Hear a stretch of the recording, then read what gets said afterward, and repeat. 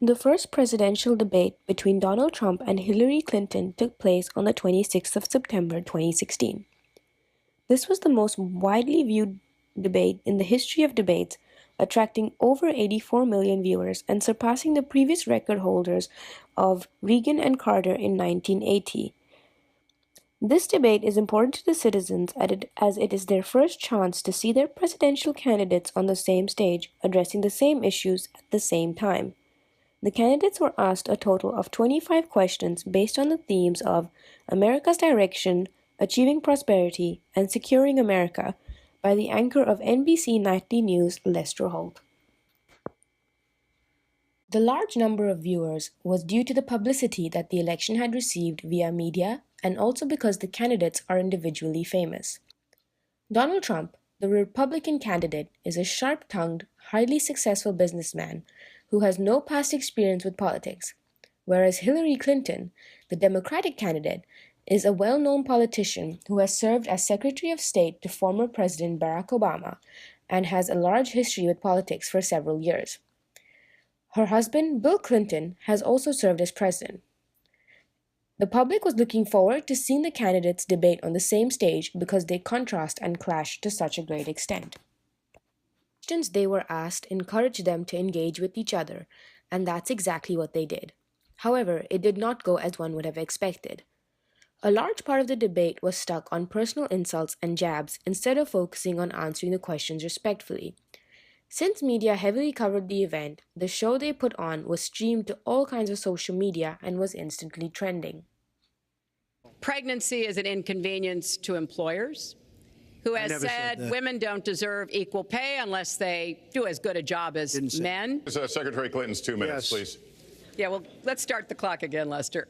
Kate. What makes your I did not support the war in Iraq. 2002. That is a mainstream media nonsense put out by her. Question is, since you would you like to hear? Why is your Any sense about this should be concerned. That line's getting a little bit old, I must say. Listen, it's a good one, though. I would like to. Well describes the problem. It's not an accurate one. People expect a certain level of professionalism, especially from the presidential candidates, and this was lacking during the first debate.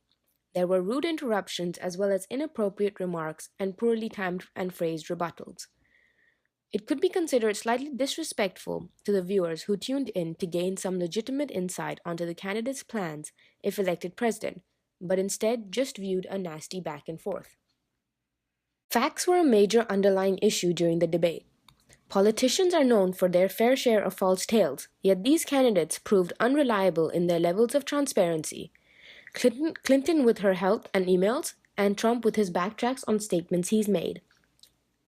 It is the October surprise no one expected. The American people deserve to get the full and complete facts immediately. Hillary Clinton trying to get on the offensive in this bombshell that has rocked her campaign, demanding the FBI release more information. Wonderful thing for the woman. It's a wonderful thing for the husband. It's certainly an inconvenience for a business. And whether people want to say that or not, the fact is it is an inconvenience for a person that is running a business. The media have been very active in reporting about the debate and also fact-checking the statements made by the candidates.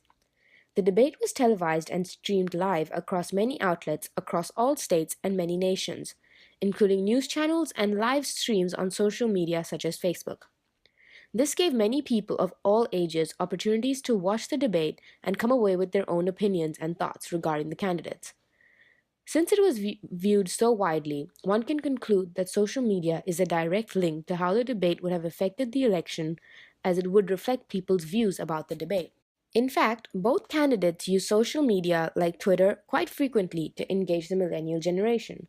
They made various remarks about each other and the campaign online, and they definitely tweeted post-debate. Because the debate was viewed as more personal than professional due to the direction the candidates went and the stance the candidates took, many viewers also failed to take the debate seriously, and a lot of major ideas addressed were ignored, and the debate was actually ridiculed, and many jokes and memes were created. And since this was trending on social media such as Instagram and Twitter, it proves how frivolously the millennials viewed the debate. This map is a clear indication of how the online polls and actual polls of the election differ. Even though Trump is largely supported on Facebook posts, Clinton still won those states. Therefore, the debate and its reflection on social media weren't very influential in swaying the election, as the back and forth between the candidates distracted the public from the important questions being answered.